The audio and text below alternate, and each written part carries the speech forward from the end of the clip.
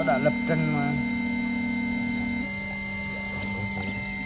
Cắm cái máy này rồi cắt thì quá lấy mấy chục ngàn thôi chứ tính để vào cho đủ mua cái máy. Nhìn chữ khang này chứ, Đam mê đúng nhưng mà không? chữ khang này chứ đâu phải. Làm lâu dài mà đâu phải làm ngày hay bữa gì đâu. Mình làm cái thương hiệu. Đúng rồi, làm thương hiệu quay Mình làm cho thương hiệu thôi.